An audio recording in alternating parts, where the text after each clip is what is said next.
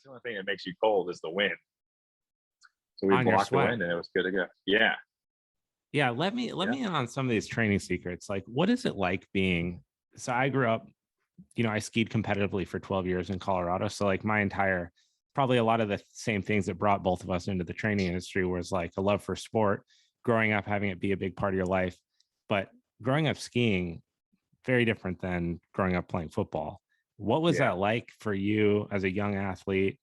How much of that played into your desire as an adult to be involved in training and athletics? And Yeah. I mean, I think playing football, especially, like, pushed me in the direction of fitness and lifting and stuff like that. I think, there's a direct, I think football is one of the most easily transferable sports, the strength and power from the weight room. So, growing up, I always, was athletic and strong. I was always like kind of overweight and chubby. So I wanted to be like strong and athletic. So I started lifting early. I was in 6th grade probably when I started actually lifting, barbell stuff and pretty consistent. And, I just kind of fell in love with it. And even in college, I was more concerned with the training and more passionate about the training and nutrition and stuff than actually like the X's and O's. Some guys were obsessed with that. And that's even like Coach D'Antonio, my college coach, got pissed at me because I left with like 6 credits left to go train for pro day. Yeah. And didn't graduate until later on because I was like so interested in the process. And it was almost like an internship to get to, we had a dietitian and we trained 3 times a day. We had speed sessions and strength sessions and mobility and massages and stuff. So that was like an opportunity I couldn't pass up, but he didn't really understand that. Yeah. I mean, that's tough as a coach to witness that, but it's also, as an athlete, I would imagine that's got to be a little bit of a leg up, right? To fall in love with that part of the process, because that's what separates talent from excellence, is like your ability to work off the court or off the field or whatever, and stay like in line and in focus on those kind of things. Were there other athletes on the team that you like kind of identified with, or you guys were all like shared that camaraderie and interest, or were there just a select few of you and you were like outsiders? So, so we, in the beginning, so like when I came in, Coach D'Antonio, it was his first year. And we had a bad team. Like they were bad. I don't want to say bad because, someone might listen to this, but they were just like, they were great. They didn't win games and they just didn't have the priorities of like the stuff that it took to win. So when we got there, we would like do extra lifts or all this stuff. And we were like the weird ones, me and my roommate, a couple other guys. And then fast forward like 5 years later, we were seniors. Like Kirk Cousins was one of them, my roommate Adam, my other friend, a couple other friends. And we did a weight room crawl my senior year. So we got like 20 guys. Instead of doing a bar crawl, we went to every single weight room on campus and there were just a bunch of meatheads. But we kind of shifted the culture because we were so into like putting in the extra work. And it's kind of crazy what it can do for a program because we, over the years became much better. It was kind of, waterfalled into these other departments of trying to go the extra mile and do the right stuff outside of just the game. How much of that, when you're in those collegiate, like highly competitive programs and you're in their training, how much of that's on you, the athlete, to come up with this kind of stuff? And then what's that guidance like from, I guess, like an oversight view?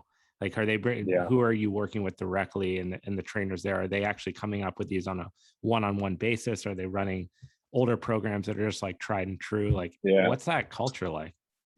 Well, I think for football that you have a balance of a mental toughness perspective, right? From the old school mentality where there is physical pain and pushing through and you're not feeling optimum and all this stuff. And that is a part of football, but that was so much in the thread of the culture of football, like that it was too much. They just kill you and try to make you tough. And then you have this new wave of technology and data and recovery and stuff. So I think when I was there, we were more of an old school team and mentality. We had an older strength coach. So we did, some basic, bench, squat, deadlift, big movements.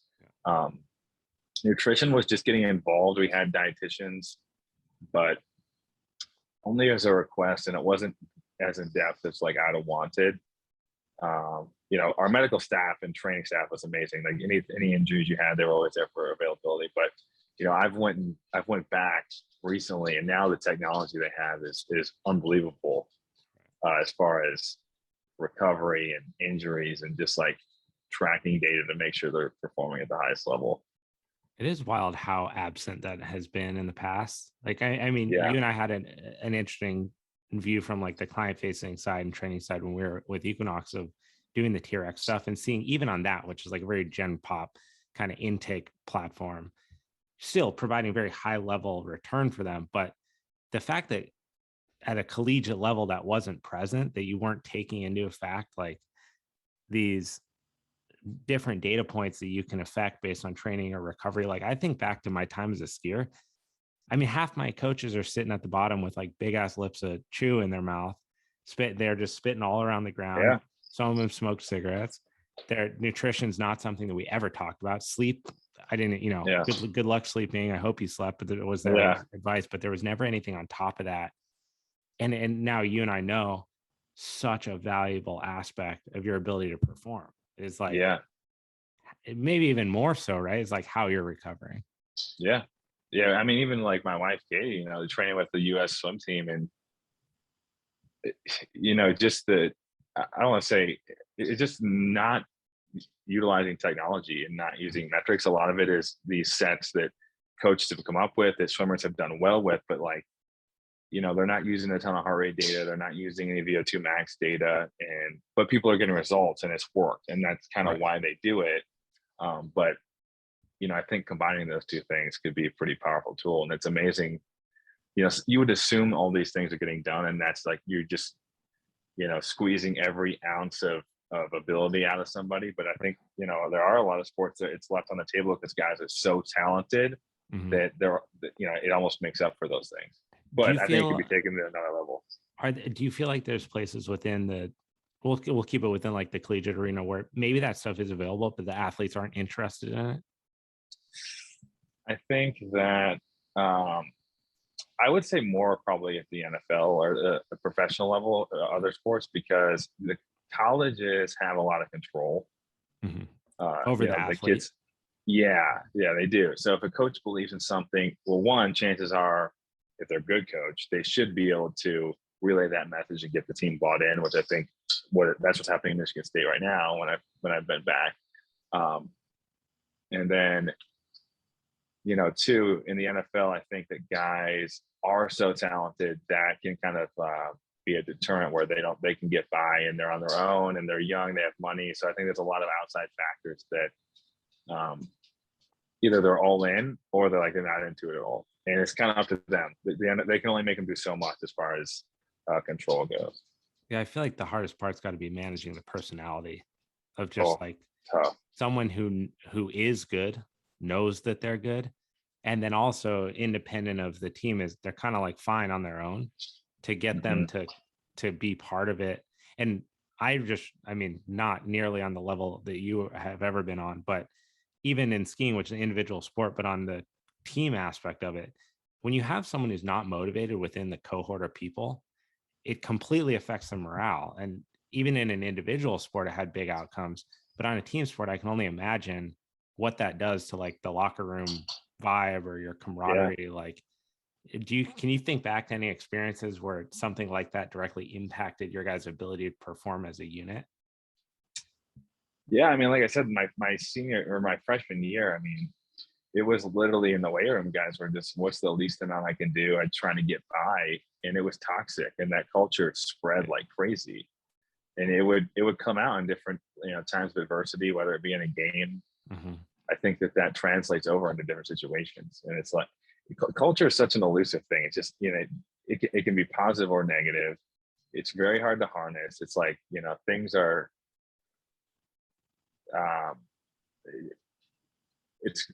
People's influence is just so hard to predict, but it's such a powerful thing. I think it's still one of the most mythical things when it comes to coaching and leadership and like teamwork. Who do you think does that best within the NFL? As far as coaches go, I mean, Pete Carroll seems like, and I only know a few people that play with him, but he seems like he gets his team really bought in, and it's not a fear-based motivation. I think that he's done a lot of great things with mental health. I think Mhm. he's really into mindset and kind of like the having a healthy relationship with the game. I think it's pretty powerful. He seems like someone I would want to play for. When you look at some coaches, like in the NFL, it is a business, right? So you Mhm. can get cut at any time, and they can run it, as a fear-based platform. Like if you don't perform, you're going to get cut. And Right. there's guys that do that, but I think those teams, they could be good for a little bit, but they'll fizzle out. Yeah, I think psychologically that's just got to be not a It's good terrible. long-term solution to keep, No, because the positivity and seeing other people win with a good attitude, I feel like it's got to keep you guys on track yeah. more so. And then guys nowadays, free agents, they're going to have choices. Right. They might have 3 or 4 teams that they'd like to play for, and if guys love playing for one guy or have a great experience with the organization, like they might take less money to go to that organization. If you look at the Bucks and the Patriots and some of these different places, they've been able to get guys at a lower price because they have a good reputation. I think that's got to be a lot harder to do as a coach to really accomplish that, because the fear thing is that's got to be the easiest, most available motivator. Just like you said, I mean, Yes. you can kind of dangle the carrot in front of people's face and say like, hey, you don't put your ass on the line, not going to get a spot. But where's the longevity in that? Did that, Yeah. when you decided to go, because you played in the NFL for Yeah. Just, 2 just a years? little bit. Yeah, no, just like the half a year. Okay. When you were going to the NFL, did you have any say in like in where you went or Yeah. getting drafted? Yeah. Did you want to be with a certain coach? So I was a free agent. So it's kind of interesting sometimes, the way the draft works. There's 7 rounds. And then after the draft ends, anyone that doesn't get selected, there's this frenzy of free agencies that are signed, because there's still a couple more rounds worth of guys that are like really good Yeah. that teams want, that are out of the bubble. So the benefit of that is because if you're a 7th rounder, a team, it's not a big investment for a team. You're not really going to get treated much differently. So the benefit of being a free agent is you can kind of pick the team that has the best situation for you. Yeah. And also if you like vibe with a coach, just a position coach or a head coach, whatever it may be. So, I mean, a lot of times guys are going to pick what's the best situation, what's the position group that I can earn a spot in the easiest. So mine was more based on that. I think I had, the Falcons are talking to me, the Ravens, the Chargers, and I'm going with St. Louis just because, I thought I had a better opportunity to make an impact on that team. Was that childhood dream realized? Oh Like, yeah. I mean, I was a well, walk on in college, so like even damn. getting the chance, like I was blown away. So, and I ended up stop when I ended up retiring, I guess. Not really retiring, but stop playing. I felt very content because it was such a dream just to get there, and I felt like I really overachieved for my abilities, and I'm realistic with what my athletic abilities are. Kind of made the most for myself with what I had. What was that like for you? Like when you get named to a team, an NFL team? Yeah, I mean, it That's was wild. it was surreal. It was a whirlwind. I mean, Like, talk to me I about remember. that 48 hours. Yeah. Well, you know, the first day of the draft, just the first couple rounds, it's relaxed because obviously I'm not going to get picked. The second day of the draft, the last couple rounds, I started getting some phone calls and thought, I might get selected. So you're watching every single pick, Yeah. and you had your phone next to you, and then people are calling you, and you're like, stop calling me, and you keep my phone free. It's super annoying. And I remember, I had like my best friend from high school over, and my aunt and uncle, and my mom and dad, and that's it, no one else. And it was crazy because when I was like 12 years old, I had a cousin that passed away from leukemia, and his name was Donnie. And I had a friend of a friend that was named Donnie, and he was going to come to the after party, and he happened to show up early, like 2 hours early. He ended up walking in my house when all this happened, and I got the phone call. And so, like, symbolically, my family was like, it was Wow. Donnie looking at it. It's kind of cool. But I love that. yeah, when I got the call, I mean, it's kind of like a blur because you have so much adrenaline, but Mhm. It's 4 or 5 phone calls back and forth between teams, negotiating signing bonuses. You're calling a team, calling your agent, calling a team back, trying to make a decision, and there's only so many spots, so you have to be pretty urgent. So it was a really stressful 10 minutes right after the draft. Yeah. As soon as I signed, we had an after party set up at like this local bar, and probably had like 200 people there and my family. It was like probably one of the best nights of my life for sure. That's insane. So you're sitting there in your living room with your whole family, your parents, and you're just like chopping it up with agents and owners. Yeah. And you're trying to. I end up walking down the hall or the garage because it's like awkward to talk on the phone. I hate talking on the phone. Other people are listening. So I'm like, all right, I need to get out of here. And so at that point, like when okay, I'm going to be drafted, do you secure an agent? How does that whole process work? So you sign an agent literally the day after your last game in college. You have to, or you don't have be an to, idiot but not to. You definitely need some guidance navigating that. And the NFLPA, the Players Association, has like done a great job of protecting players. So agents now can only take 3% of someone's salary. That's max. No matter who they are.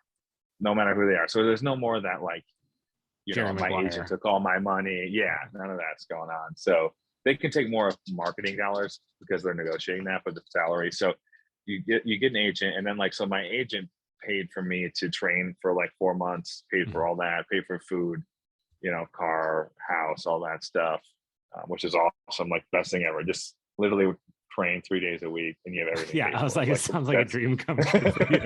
It's like the best 4 months of my life. You're like, wait, what do I have to do? Oh, work out? Okay. Yeah, gonna be tough. Got it. Yeah, it was sweet. So you get an agent to kind of pay for that up front, and then they help navigate the draft process, and they'll talk to teams for you and kind of feel out where people are interested, and so then you guide you on the whole signing bonus situation, all that stuff. How much of that's in your control? Like as if you're going in the first round, right? I would imagine you have a little more like leverage on this type of stuff. But if you're going later rounds, do you have say or negotiating power at that point to increase well, so now now a lot of those are slated with like predetermined amounts for the limits because they were getting so out of control for the first round. Like these negotiations were just outrageous, and contract, the way that they were designed, it's just too much to deal with from both sides. So they ended up agreeing on like certain stipulations as far as the draft picks go. So it's gotten a lot cleaner, but you definitely have some room for negotiation. I mean,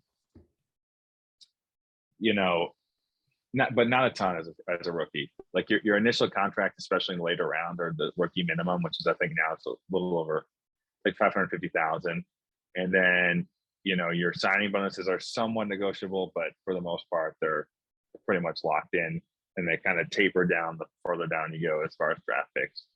So if you lock in a deal like that, how much of that is conditional on you playing a certain percentage of the season, and how much of that is like, hey, congrats, you're signed to the Rams, so here's your money, hopefully we'll see you next season too? So you usually sign a 3-year deal, but that doesn't. The NFL is the only sport where the contract is not guaranteed, so they can release you at any time. Whereas the NBA is not really like that. MLB is not really like that. But there are some, like that's where you have some more negotiating power. The higher rounds, you can sign what's like a more guaranteed contract where, you could maybe you sign a $20 million contract, 10 million is guaranteed, meaning, you walk out, tear your ACL, and never play again. And they still owe you 10 million. Right. So the later rounds, it's fully dependent on you playing and being active roster and not getting hurt, which is stressful. A crazy amount of pressure, man, to be like, because you're foregoing formative years in your potential career, right? Like whatever you graduate with, you could go work in that field. You're not doing that, so you can go play. They're giving you money, but they're not guaranteeing you money. And then the likelihood that you get hurt playing football, are you insane? You're just running into brick walls all the time. Yeah. If you do get hurt, you are getting paid, but it's a lesser amount. But yeah, I mean, there's a lot of controversy around that. People, a lot of the players complain about that, and people don't really have empathy because they're like, oh, you can make $550,000 a year, but that's not a ton. You take away taxes, and then let's say you only play for 7 games, or you pay for 2 years even, that goes away quick. And then you don't have a job and you're starting over, and there's a lot that goes into that. So, I think there needs to be some type of guarantee just from a mental health perspective, because those guys will put it all on the line just to make the team, and they kind of feel like their back's against the wall. It is wild how much you hear people be like, oh, you could just ride the bench in the NFL and make a couple $100,000 a year. I'm That's like, it's not okay, true. One, it's not just sitting there like fun and games. I mean, you're working your ass off, way harder than anyone can fathom how hard you guys are training constantly. Then you're just getting banged up. It's not like you go do a tough workout. It's doing a tough workout where the weights attack you the whole time that you're training. And then there's nothing guaranteed. No. And then you figure there's really not a lot of guys like that, because in college, you'll have 80 to 100 guys. In the NFL, you're carrying 54 or 53, and 9 of those guys aren't even dressing. So you basically, if you're dressed, you're playing, because you're either a starter or a backup. You're playing on special teams. You're definitely playing. So it's not like a guy's just sitting there chilling. Unless you're a third string quarterback, it's just like the best job ever.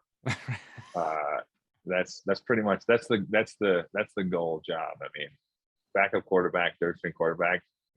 That's where it's at. They don't want you to get hurt. You don't want to get second string. You got to be really good to be second string quarterback. You got to be good enough where they feel comfortable. If your starter gets hurt, you can still win games. So they got to pay you, but then the chances of you going in are like not that high. When you went from, I've always wondered this. So you were a fullback in college, right? Yeah. So when you went from college to NFL, did you still play fullback when you got to NFL? Yeah. Yep. What was the biggest thing that you noticed from the collegiate level to the NFL level? Yeah. I mean, everyone always talks about the speed, and I agree that's the biggest difference, but it's not necessarily like, your fastest guys in college, those are the same guys in the NFL. So I didn't feel like some of the skill positions, there's a big difference. The craziest thing in NFL was the big guys, like, 300-pound D linemen could run like a linebacker. And that opens up such a bigger defensive playbook, because all your guys are athletic. They can all cover ground. They can all drop back into pass coverage. And so the biggest difference because of that was just the complexity of the schemes were out of control. I mean, playbooks were this thick, and it was so much more complicated schematically. And you're just studying every single night, try to figure it out for the next day. What's it like to get hit by one of those dudes?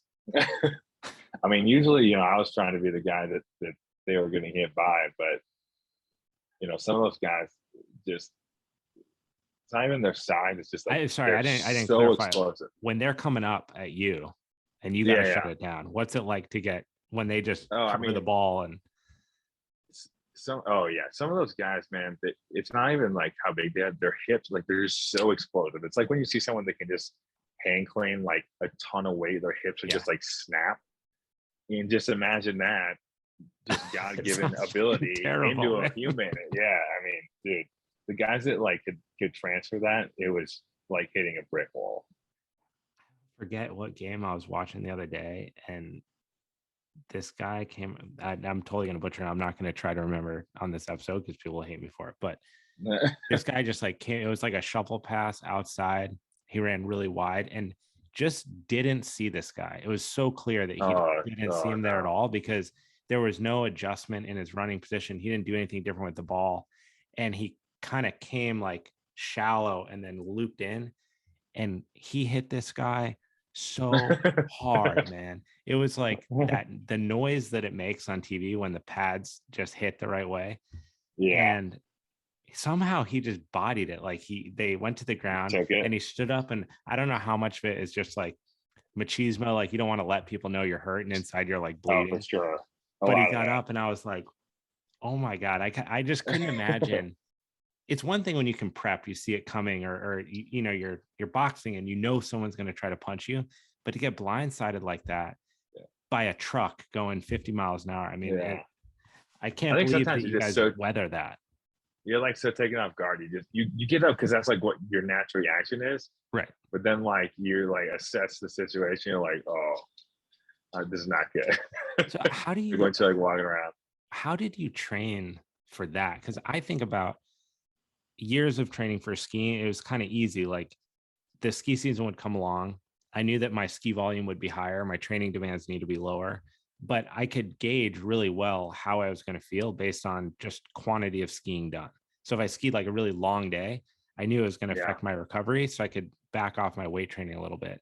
But when the scale of the game's changing because you're hitting people, you're getting hit, like your output's higher some days. Maybe you guys get punished as a team and you got to do extra laps. Like, how did you navigate your training output as an athlete in those situations? Yeah, I mean, honestly, it was pretty light, especially for the starters in the season. I mean, I would try to maintain some pretty good intensity, but with football, like you're physically hurt the whole season. Something's hurt, like, Yeah. and you just assume that, like, once camp starts, might be a hand, a wrist, an ankle, a shoulder, that you're going to be injured.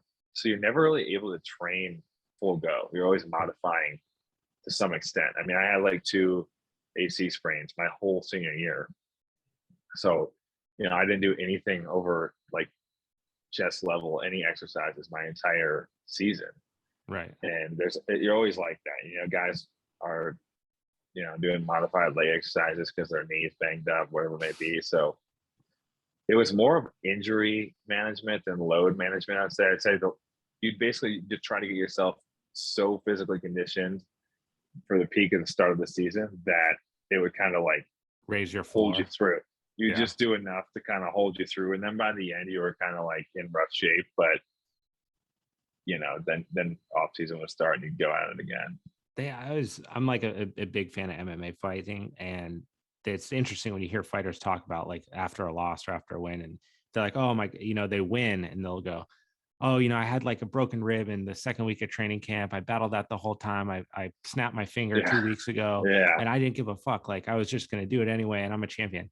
And on the flip side of that, you have guys that'll lose, and then weeks later they're like, oh yeah, I tore my ACL in the second week and I kept training.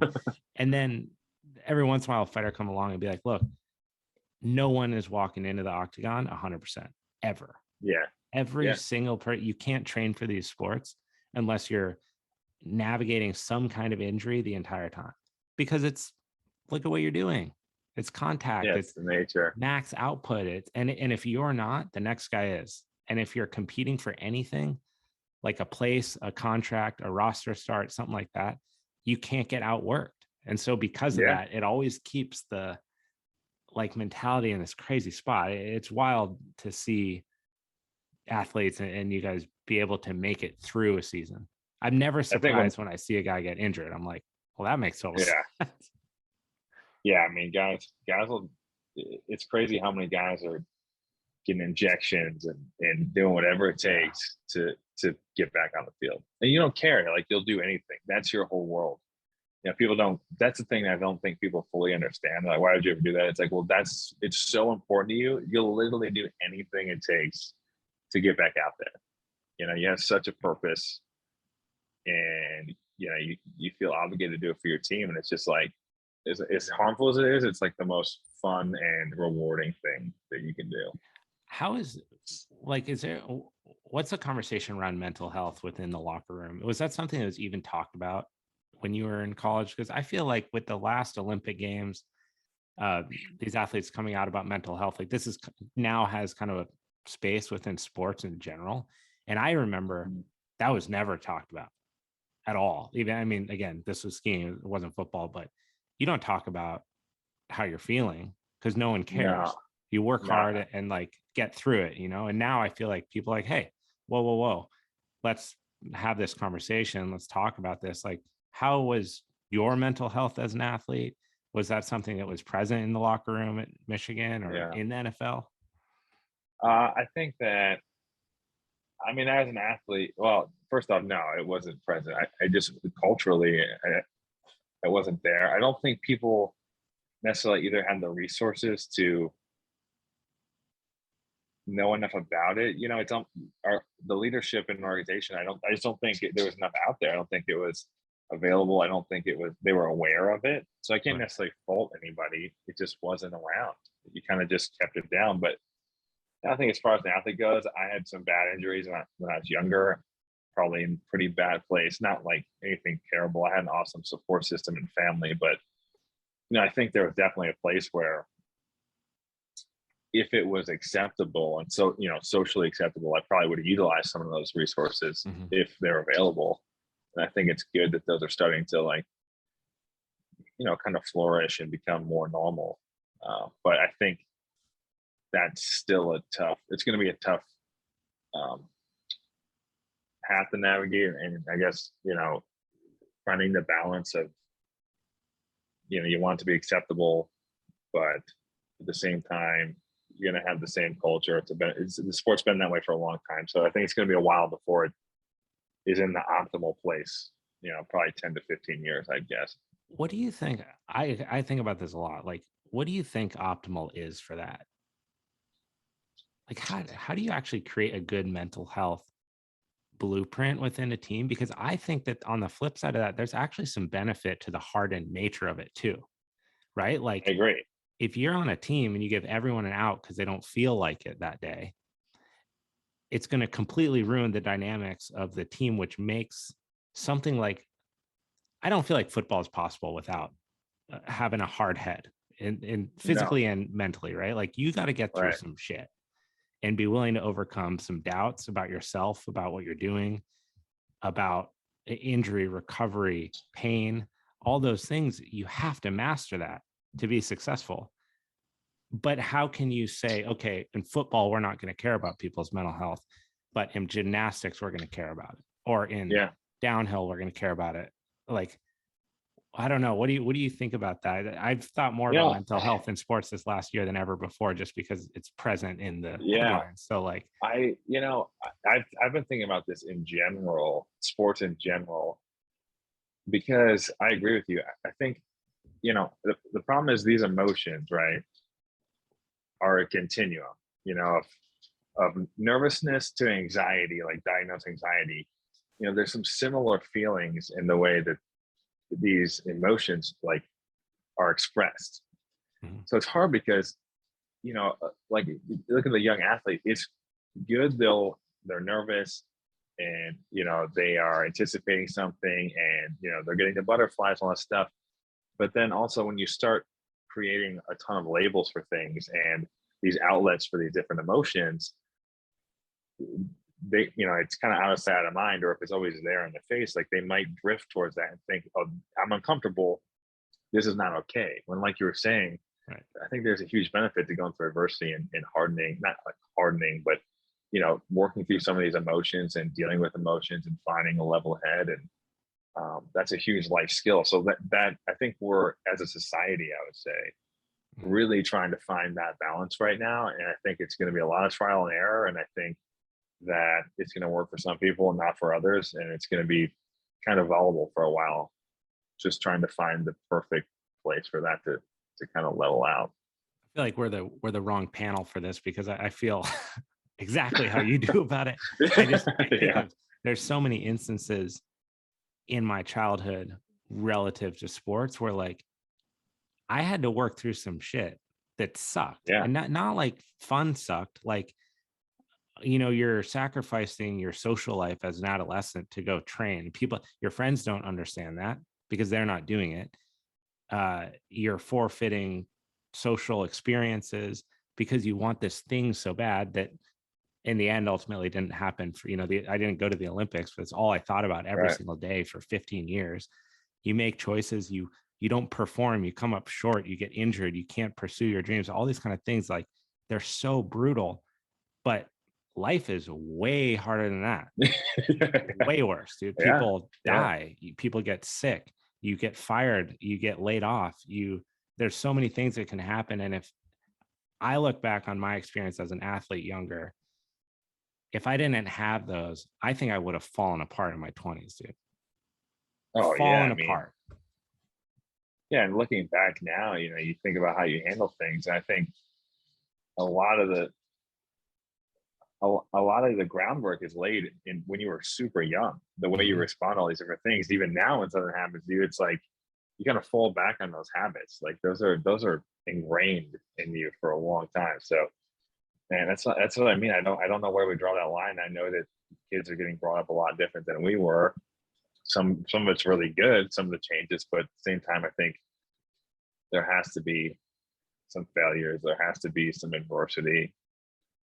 And I think that's healthy. It's important to know that like when you're losing, you lost. You know, yeah, I agree. I think that's, and there's different ways to parent that. I mean, if we're talking about kids, like you can show someone that they didn't win, and that's like a black or white thing. It wasn't like you kind of won, and talk about how to come around and do better in the future. That's a different conversation than, hey, good job showing up. What is that? No. Yes. It teaches nothing. So me and my wife we've become friends with like Jesse Itzler and Sarah Blakely over the last year or so. And we're always inspired by them as parents because like they have such a good balance of that. And Jesse's like all about that. Like, no, like, so I'll give you an example. We were doing the Hell on the Hill event. So you do 100 times up and down this hill at their house. It's 8 miles. It's super hard. The hill's 8 miles long? No, it's 8 miles total. It's like 800 miles. Yards. Yeah, it's like a 30% grade. It's terrible. It takes 4 hours. But his son was doing it, and he's probably 12, and he really wanted to finish the whole thing, all 100 laps. That was his goal. Never done it before. And it got to be like, he got to like 96 and time ran out. And he was like, that you didn't make it, and he was super upset.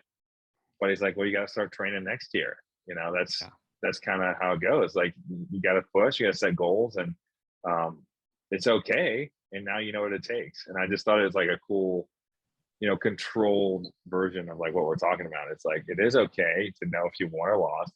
They're going to be upset, but I think that's part of, evolving your character as a person.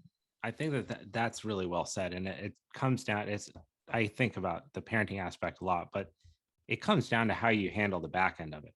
Because you can have two different parents, both of them tell their kid they lost. One of them has a lesson about how to win in the future, how to come back, how to work hard, how to get back on the horse, so to speak. And one's just kind of like, that's actually where the problem is. It's not that there's winners. One of them's Tim McGraw from Friday Night Lights. Is that how he? He's just like a drunk, exactly. So you could be that guy, and that produces all the problems. But it's weird for me as a former athlete, and as someone who trying to start businesses or even experience at Equinox. Right, you walk in the door, you're given 15 hours a week at minimum wage, and you're expected to build a business. And what happens to 90% of the people that start there is they start bitching about how hard it is. But hey, the onus is on you to get it done. Like, everyone else can show up for the same hours, same shifts. It's the same people in the building. Some people build businesses, some bitch about it, and then they quit. So like, so many of those experiences show up again and again and again in life, and they're so valuable. And I get concerned when I think the mental health conversation is really important. And I think that there's a lot of things within the mentality and the pressures that these athletes feel at high levels that we do need to talk about, and we need to like figure it out for the health of the athlete.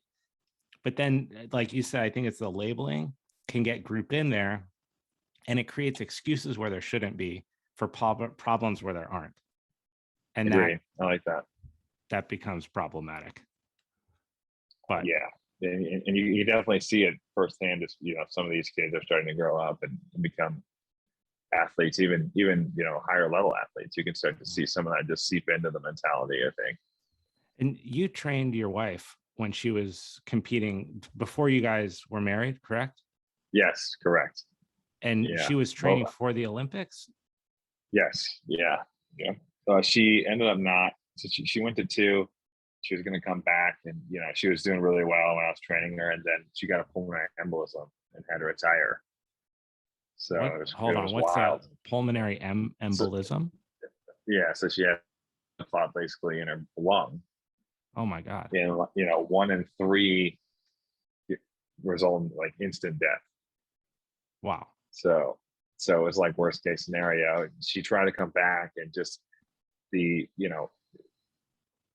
a blood clot, they're pretty big, and they cause scar tissue, and they kind of settle in, and It had a mild reduction in lung capacity, which when you're training at the Olympic level, 2% Yeah, is it's the world, so that's different between first and 20th. So jeez. she couldn't make the third one. So I actually wasn't training her when she ever made it, but she was on a good path when I Well, that's was. probably For sure. why, she needed a That's better probably trainer my to get fault. there. No. It's probably it's probably just fake this as you get stopped training with me. I'm sure, in that setting, you must have been exposed to some of the crazy intricacies of the mental aspect of being an athlete. Yeah, I think swimming is a different beast. It's an individual sport, physically just a grind. Every single day by yourself. Katie. She's like one of the most inspiring people in my life, probably the most, because I go watch her. She trained at the University of Miami, in which they're a D1 swim program, but Katie was like so much better. And I watch her do sets, and she's just 20 yards ahead of everybody and just putting her head down and just cranking it to the point of every set she's dying on the gutter and just basically pushing herself. There's nobody there like next to her. It's just the time. So nuts. And the mentality it takes to get to that level. And so the other thing is too, to think about football or skiing or other sports like that. There's so many more variables, right? Like swimming is basically you're going to get better by pushing yourself harder in these different energy systems, and that's about it. Like when you're to that extent, your technique is pretty much dialed in. Probably not going to make a huge jump because of your technique, and it just comes down to are you hitting these times? Can you sustain these times? Can you sustain the speed, and can you kind of bring it every single day? So as far as the mentality goes, man, those sports. I've been fascinated by sports like that. Like I think of them as like fixed environment sports where the actual environment that you're doing the thing in doesn't change. And I feel like from maybe a non-athlete or someone looking in on that from a perspective, like a spectator's view, it's like, oh, it's an easy sport, right? Swimming's not that hard. All they do is swim from one end to the other. Yeah. But when you look at how much grit it takes on the individual athlete's level to be microscopically better than the next best person, what if swimmers win by milliseconds, right? It's like a finger touching when you unpack the athletic development side of that, it's disgusting. That's because crazy. It's pure animalistic. It's not like the guy missed a tackle or the ski court, it was really fast that day, so we all set good times. Right. It's like the water's the same temperature. It's not choppy. You have your own lane and it's you. And it's a fixed distance, and you either are that much better than the next person or you're not. Yeah. And if you aren't, it's because you didn't work hard enough to get there. And that's a lot of mental pressure, man. It's a blessing and a curse, I think, because there are no excuses, right? It's on you. Yes. But as far as I like that aspect of the competition, but as far as the day-to-day, man, you got to want that goal. You you gotta want that goal more than anything you can ever even dream of. It probably more than people can ever even comprehend to get to that level. There was this really beautiful documentary done recently. I don't know if Michael Phelps did it, but he was definitely the focal point athlete in it. I'm sure you guys have seen it. They talked about mental health in athletes, and Speedy Peterson, who took his own life. He was an aerialist. A couple other athletes from like the bobsled team. He talks a lot about his, triumph as an athlete, and then this fall off of like the Olympics is such a weird thing because it's every 4 years and it's one moment. It's not like you have a 10-year career in the NFL or the NBA or the MLB and you have a ton of different moments where you can excel and you can showcase your skill or accomplish that thing. You train so goddamn hard in an underfunded, underappreciated sport, and you get one moment.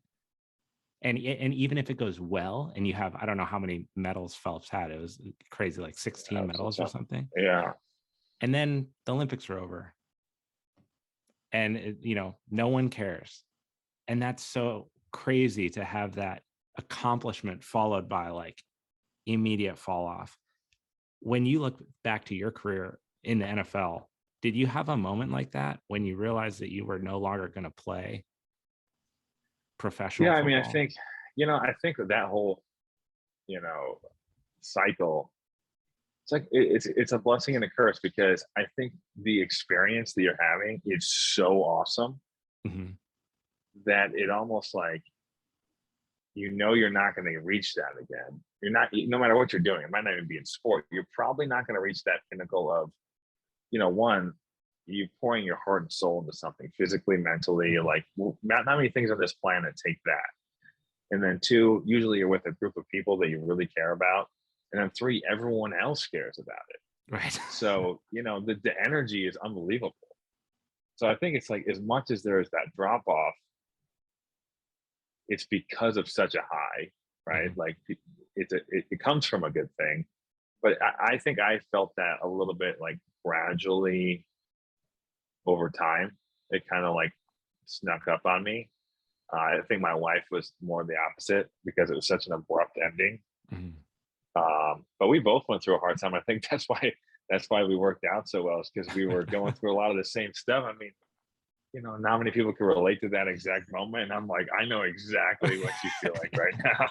So, uh, we'd share some bottles of wine and um, try to avoid sad movies for a while. But I mean, How to handle post yeah, athletics 101.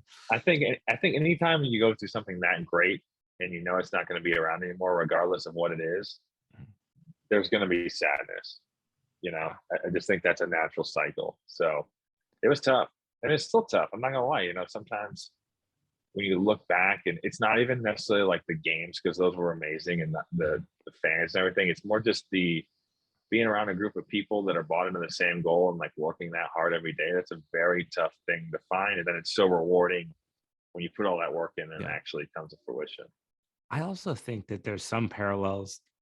I have never been in prison, so this is a stupid example, but Well, let's keep it that way. yeah, right. From people that I've spoken to that have been in prison, or reflecting on it or watching shows on it, it's a system. So people get into this system, and once they get over the anxiety and the fears of being in there, it becomes systematic, and they're part of this thing that works, and they find their routines and they go through it, and that's how they manage. And when you're on a team and you're dedicating your life to it, and you're surrounded, like you said, by those people and that energy, it becomes very enriching in your life. And then when that thing isn't there anymore, it is very different. It's Yeah, yeah, it's not just the competition, it's not just the podiums or the being on the field and the games and the fans, but it's that life, that living, that everything you're doing is for this big purpose. Like, you try to get good sleep so you can wake up, so you have good training sessions. You're trying to eat as best as you can. You're motivating other people when they're not feeling that way, and then you're getting motivated when you're feeling kind of down.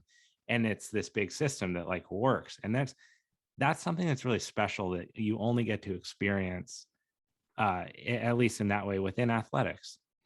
And it's when that's not there, maybe that's why that we loved training so much yeah. as a Well, career, I think because that's why CrossFit kills it.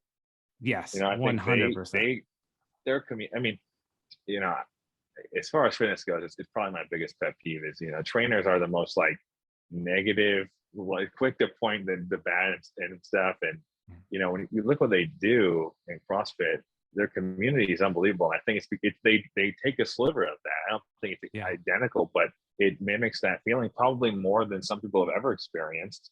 Mhm. And you're all kind of like doing the same thing. You're pushing each other. You're trying to achieve a goal of some sort. You're rooting each other on. I mean, it's a pretty cool environment as far as fitness goes. Isn't Community it aspect of it. weird that in the fitness industry, to be such a positive thing? It's fitness. It's especially from the coaching side, right? It's like, Oh yeah, take someone who doesn't know how to take care of themselves and help them and bring them along, right. show them safe ways to do things, motivate. You look on social media and it's pretty poor. It's Oh, like it's brutal. super dogmatic, just everyone trying to cut each other down for a Oh, leg it's up in crazy. exposure or followers, or just arbitrary trash that doesn't mean anything. And it takes away from this, like, yo, if someone's doing CrossFit, that's their first thing they've ever done to get healthy, Hell yeah. And Yeah. you don't, okay, their snatch It's isn't Olympic level, but it just bothers they're me. there. Well, that's You the know? thing is like, I don't think any good coach or trainer would argue that compliance or consistency to a program is by far the most important thing. Right. If you took like consistency, reps, sets, volume, rest time, just exercise selection, all these things, and ranked was the most important. I think consistency would by far be the most important thing. Oh, But yeah. yeah, I was like, wait, we might just, no, I 100% agree with right. you. Yeah. Yeah. But nobody judges a fitness program based on someone's consistency or compliance to the program. Right. It's always like exercise selection or like volume, like stupid stuff like that, technique. And I'm like, why are you not judging on if people enjoyed it and they show up? That's the best thing there is. That's all that really matters at the end of the day. If they're doing bar class, but they're showing up 5 days a week and they never worked out, like that's the best workout for them. What does it matter? Yeah. I couldn't agree more. It's the only thing that like, I think it pains me a little bit about the industry because it does kind of give a bad rap, but also I feel like people are just kind of missing the point. Like exposure should bring about more people getting into taking care of themselves because a lot of people Yeah. in reality don't know how to take care of themselves. They don't meet minimum requirements for like a non-sedentary lifestyle, or they struggle with consistency, be that they haven't found a class or a community that really motivates them. Maybe their social circle doesn't motivate them, but we should be like celebrating Yeah. all these Yeah. moments where people get involved with it. And It's wild. it is very frustrating. My dad's like, he's 57 and he found CrossFit 5-6 years ago, and he's like an animal. Oh man. Animal. I It's mean, awesome. he was like he did Lake Placid, Coeur d'Alene Ironman. He was just like a crazy athlete his whole life, but he had never been in a gym, never touched anything. And he gave up drinking 9 years ago and like quit drinking, found CrossFit. It was like one, Just two, transition, one addiction to the next. and it was the best thing that ever happened to him. I mean, community, his health, it gave him a thing to like hone in on. And my hat is forever off to CrossFit for bringing together people that would never have found athletics. Like you'll go in and you see Yeah. someone in their 50s doing cleans with a PVC pipe, and you're like, hell That's yeah. sweet. Yeah. Yeah. It's awesome. Yeah. I have you ever dabbled in CrossFit? I'm sure after. Oh yeah, I'm a member actually. I joined a place here. I love it. I don't go like, so when I was in South Beach, I went like a lot.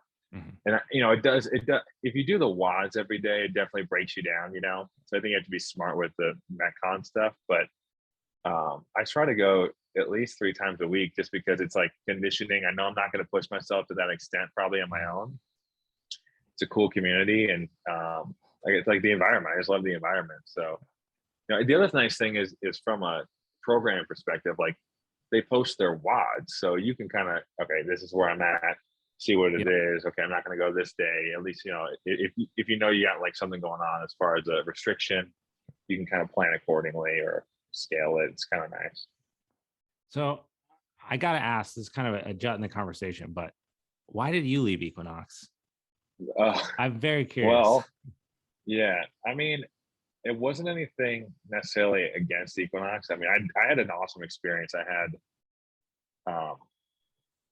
every region I think is a little bit different. And we had Chicago especially, I mean, we had such a good group of people. I had a great time. I think, I was in New York. Yeah, Mac Mayn, he was a beast, but we did have a really good group there. And I think in New York, it was tough in the beginning. I think people like, when I was managing, I generally would just try to help people out. And I think when you did that, the business would kind of follow. So that was kind of the approach. It always did. People were happy to be there, and you could give any resources and try to help them be successful. It would always get better. Everyone's business would get better, right? So it was never like a business focused thing. And I went to New York, man, and people have walls up. Like it took a while for people to think, to kind of break them down and not think there was some hidden agenda. You went from Chicago, Columbus Circle, or whatever, to New York City. I always thought you were from New York. Okay. So then you were in a completely different. So I actually started Equinox in South Beach, Miami, and then they moved me to Chicago, Yeah. and then New York. Oh, wow. So it's a whole little circle. Yeah. So then when I got to New York, it was just tough. And then COVID hit. And then, stuff started going downhill. And then, pay reductions started happening. And then we started thinking, well, it's even worth living. We were coming back to Michigan so much to be with my family, and nothing was open in New York. It was even worth being here and paying these prices and everything. And ended up, moving back to be closer. But yeah, I mean, Equinox has a lot of pros. Obviously, there's always issues, but like you said, I think it kind of is what you make of it. Yeah. In the beginning, for sure. And I don't know a lot to say as an organization. I think a lot of times it was hard for people to see the flip side, and it was hard to come up with a solution for some of the issues. Internally. Yeah. Yeah. Why did you leave Equinox? It's funny. It was a very similar situation. Like the pandemic happened. I mean, it went into work one day. I felt like things were really lining up the right way. Like I had just done an Equinox Explore trip where we went to Costa Rica and like led this whole travel thing. We had some on-site things we were going to do at the hotel. So that was lining up. And the Equinox Explore was February. So we came back February, March, April, or no, we came back February, and then March, whatever, 16th, COVID. we closed. Yeah. I remember we were on the Explore trip and we were hearing about it, and I was like, this is wild. Like, what is going on? And then we came back, and the news just kept spreading and spreading. And I'm like, dude, if something's going to shut down, it's a gym. I was just like, there's too many people coming in. It's not that it's unhealthy, way too much foot traffic. There's no way we stay open. And so they shut the doors. Like literally, like we came in one day, the next day they're like, hey, clear your lockers, we're shutting down. That we reopened, a couple of us came back, they shut down again. So at that point, it was like, how many times can you bring your clients in and out of this thing? And then we did the whole Lift launch platform, which just wasn't a good product. It wasn't a good product, and it was over asked on the price for what we were returning. And I had wanted to go out on my own for a long time. I just didn't know what that would look like. And so I was hesitant until this happened. It was kind of like the catalyst that like pushed me out the door. And so I was like, well, I'll figure out how to make it work. Yeah, totally. Yeah. And in hindsight, I mean, it's wonderful. Like there, I have no bad blood, nothing bad to say about working there. It was instrumental in my development as a trainer and a coach, but sometimes you just got to move on from things, to keep growing, to keep challenging yourself. Maybe it goes back to the athletic mentality where like you get to a place you're not being challenged. You don't feel like you're getting that external pressure to like change. And I felt like that. I think that's the hardest part with, a lot of the high performers, guys like you, is like that next step, you're not going to be content just doing more sessions or learning more. Right. It's like, you have to have that advancement. And I don't think we fully have that figured out. Mm-hmm. And I think we lost some good talent because of that. But on the flip side, you're like, okay, what do you do then? And I'm like, well, not an easy solution. I thought, I've tried to think about this a lot because it's very hard. You have the business functions. Well, it really functions on the lower level trainers that are charging a ton and making nothing. So it just like gives us cash buffer. But on the higher end, your high performers, your high producers, they're potentially the best mentors because of experience. The problem is that they want more. And when you're maxing out how many hours are in a day, how many hours you can work, plus whatever labor restrictions there are in like California is horrible. You work 4 hours and you got to take like a 15-minute break. So it's horrible. It's awful. And then you get to a point where like, okay, well, you want more. What can they do? They can't put more hours in your day. And then there's not like an upward step for trainers to then go. And I felt like that is their biggest problem to fix and I don't know how to fix that, is how do you incentivize people to stay beyond just telling them that every 2 years they might make a little bit more money, because that's not going to work. And I think they were putting some things to action as far as comp plan, and stuff like that. But it's going to take more than that. It's going to take something pretty creative, and it's going to take some resources for sure. So when you left, what was that experience like for you? What did you do from there? I mean, I had a great experience. I mean, they made me feel, they were grateful, and everything was awesome when I left. But from there, we started a Synergy Dryland, which is like it's basically strength conditioning. Swimmers call like strength conditioning dryland, which is like so weird because that's what I did growing up too. But it was because then it snowed and it got wet. So right, which makes sense. But I'm like, okay, that's implied that you're doing it on dry land. But anyways, so it took me a while to come around to that. But yeah, so obviously with my background and Katie's background, and there's definitely like a need in the market for like innovative strength conditioning programming that's geared towards swimming. There's a lot of like swim coaches that just put together their own workouts, body weight squats, all this like normal stuff. And they're great swim coaches, but you can't expect someone to be a great swim coach and a strength conditioning coach, right? It's not realistic. Those are specialties. So, we basically try to outsource the entire strength conditioning program through whether it be some type of virtual platform or an app. We have an app that we use. And so, they're getting a high quality, basically, we call Olympic standard dryland program for kids, 13 to 18 for their whole team. And the coach doesn't really have to think about it. So we had, we'll do like monthly calls with the coaches, align the volume and intensity with their training circuits or their meets schedule, and then kind of go from there. It's been awesome. I mean, it's been really well received. I think that we've helped a lot of kids as far as, especially like long-term overuse injuries, just doing some mobility and, movement prep and just some corrective stuff. We've linked up, luckily, we've been lucky enough to link up with some teams that, they have physical therapy on site. So they've been able to do movement screens. So we'll do like team-wide, corrective exercises and just like have really good results. And it's been really cool. I mean, been flying by the seat of our pants, but just evolving every day. I love that. I mean, it's been really cool to watch too. One that you guys, I mean, you're married, right? You're married and you're doing this business together, and it's legit. Yeah. It's not like you guys are putting out I mean, the bodyweight squats examples, I hope it's not throwing shade at a specific person, but like you guys are putting some thought behind what you're doing. This is a really high level product. And it's interesting. I have a couple clients that did, like they did their first triathlon over this past year.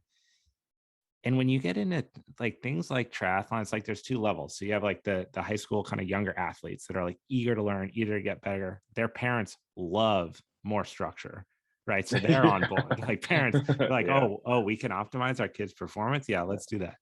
And then on the high level, you have like disposable income. I'm kind of a hobbyist, recreational, but I like doing triathlons now and I want to swim better. And swimming, I mean, you both swim well. I grew up swimming when I like competing when I was 9, 10, 11. There's a lot of mechanical things that happen that most people just don't know how to do. They sink when they swim. Their feet drag. They don't know what to do with their head. They can't elongate when they do a stroke. Like people want to get better at those things and they're willing to spend money to do it. So it seems like you guys have a really bad product. Yeah, it's been awesome. The other thing, with swimming is like, I tell people this all the time. And I was looking at me like I'm crazy because, we think of swimming as such this is a low impact. If someone's hurt, we always recommend swimming, which is true. But like, I'm like, swimming is not a natural movement, right? Like we did not evolve swimming, like these positions, like the overhead positions and all these different movements. So like when you talk about overuse injuries, they're going to occur a lot faster if you're not taking care of yourself. Like it's kind of a reach for your joints to get in these positions and work in this way to begin with. So just imagine if you have, certain restrictions happening, you can't access these full ranges of motion. Like it's only a matter of time before things break down. And it's crazy. We'll see kids that are 16, 17 years old when normally you get them into a gym and they're 16 years old and they're just a normal athlete. They can move awesome. As soon as you like cue them and get their patterning down, they move awesome. Well, swimmers, because it's so repetitive in these different kind of strange forces occurring, in the water, like they'll have some crazy movement issues at a young age. We found this out. It kind of opened my eyes. I didn't realize it before we started diving into these teams like full go, but man, I see some of these movement screens and I'm like, you're 14 years old and you know, you have crazy restriction in overhead movements. That's why And I you would actually never think really that. thought about the repetitive nature of that because, yeah, I mean, you need like full planning and dorsiflexion to get good kicks mechanics. Then you actually have to be able to extend your hip all the way to be in a like a elongated position. And Yeah, then mechanically, if your shoulder can't go overhead and then be you're gonna stable, find it you're going to somewhere make a else. compensation, right? And then you Yeah, get thoracic rotation or something. And yeah, it goes that's right really down the weird. chain. It because it's such a, I mean, not a fluid is a bad word, but fluid motion. You know, the restrictions or whatever you want to call it, like show up so quickly because of that. Like, there's nowhere for like there's no reaction forces, so it goes exactly to where the restriction is. Usually, it's like the lower back T spine, and it eventually flares up.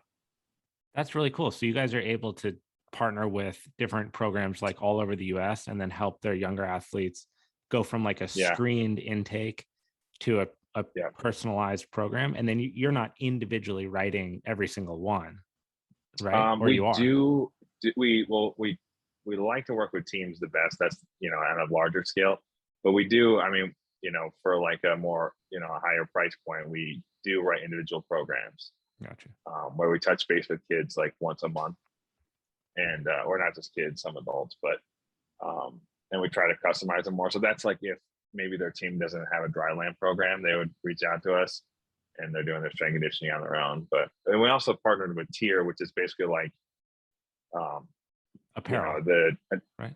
Yeah, big time apparel company. Like they sponsor a lot of the big Olympians, and they've been awesome. So we're like their dry land partner, and so we work with a lot of their teams, and we do promotions with them. And their CEO is awesome. Like, he's got a huge vision, and funny enough, they are jumping into the CrossFit world and making a huge leap, and really going to transition into fitness. Yeah, so so it's like talking the about perfect, the like TYR, right? The same brand? yeah. So they just came out with the sunglass line. They're launching a whole fitness line.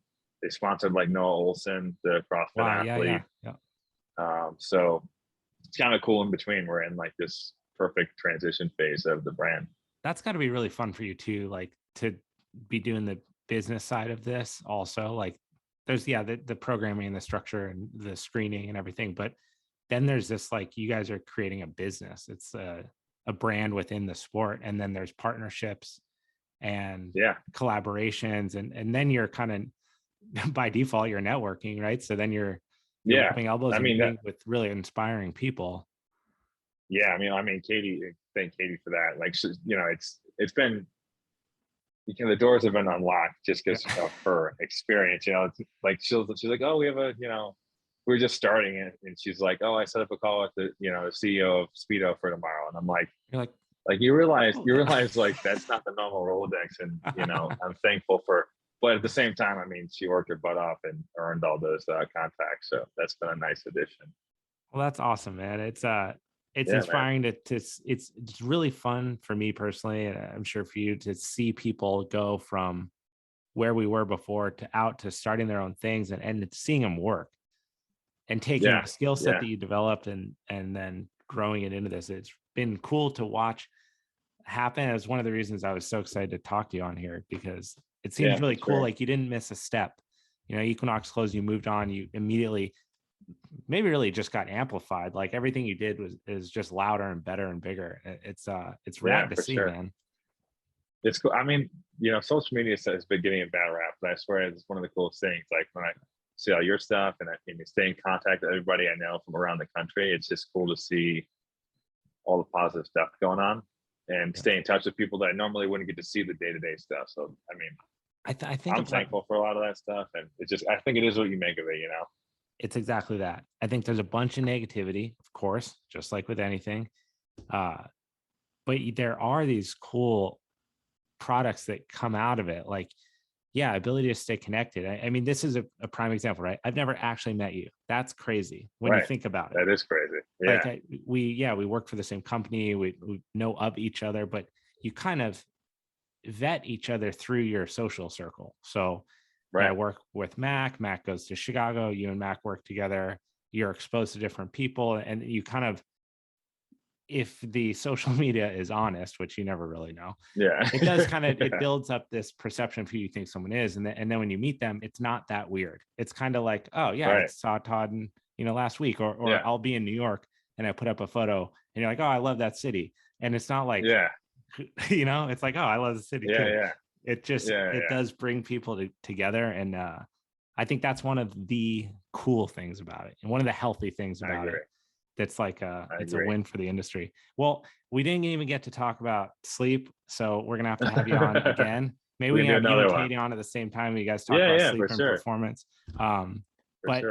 Tell people, where can they find you? How can they reach out to you if they want to get involved with swim coaching? Just kind of shameless product plug. And thank you, Todd. Yeah, man.